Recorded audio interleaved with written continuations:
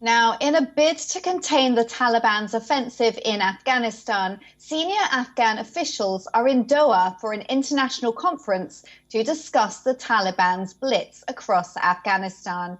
Making sweeping gains, the Taliban has seized about 2/3 of the nation.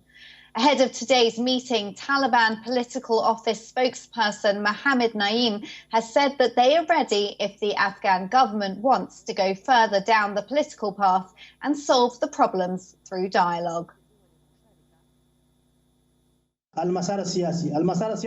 We have not closed the political path. The political path is still open. We are here in Doha, and if they, the Afghan government, want to go further down the political path and solve problems through dialogue, we are ready.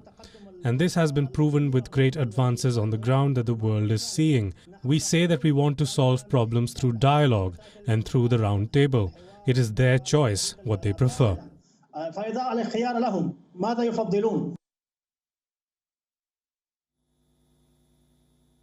Amid the talks, Pakistani Prime Minister Imran Khan has reiterated the demands made by the Taliban earlier.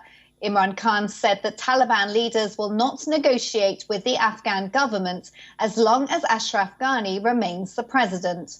Remember, India will also be a part of the talks today. Indian envoy to Qatar, Deepak Mittal, and Joint Secretary for Pakistan, Afghanistan and Iran, JP Singh, are likely to represent New Delhi. Further adding that a political settlement looks difficult under current conditions. The Pakistani Prime Minister said he felt the Afghan government was now trying to convince the United States to come back and intervene again. The political settlement is looking difficult right now. And it's looking difficult right now because the Taliban are refusing, and we tried. I tried to persuade the Taliban. This is months back, 3 or 4 months back. The Taliban senior leadership came here and we tried to persuade them to come to some sort of a political settlement. The only thing that would stop Afghanistan from descending into anarchy is a political settlement. But unfortunately, the Taliban, when they were here, they felt that they refused to talk to Ashraf Ghani. Their condition is that as long as Ashraf Ghani is there, we are not going to talk to the Afghan government. Violence in Afghanistan has spiked sharply as the insurgent group makes rapid territorial gains.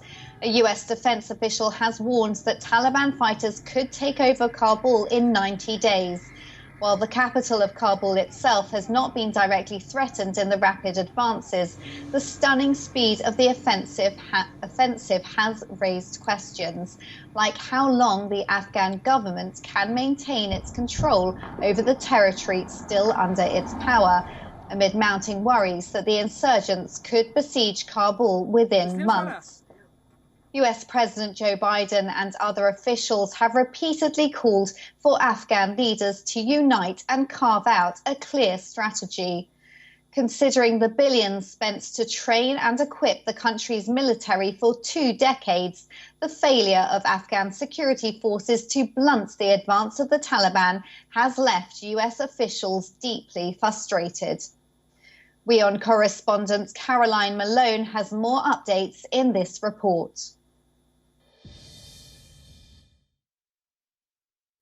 US officials are saying that Kabul's security system could collapse as soon as a month or 90 days from the US military leaving, which is due to happen by the end of this month.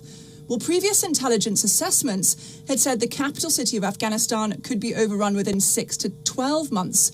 Well, Taliban fighters have already retaken ground from Afghan government forces as the departure of the American military nears.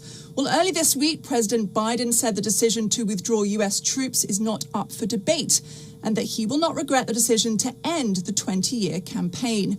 Well, there are continuing discussions on whether to keep the US embassy in Kabul open, and the State Department says they are evaluating threats on a daily basis.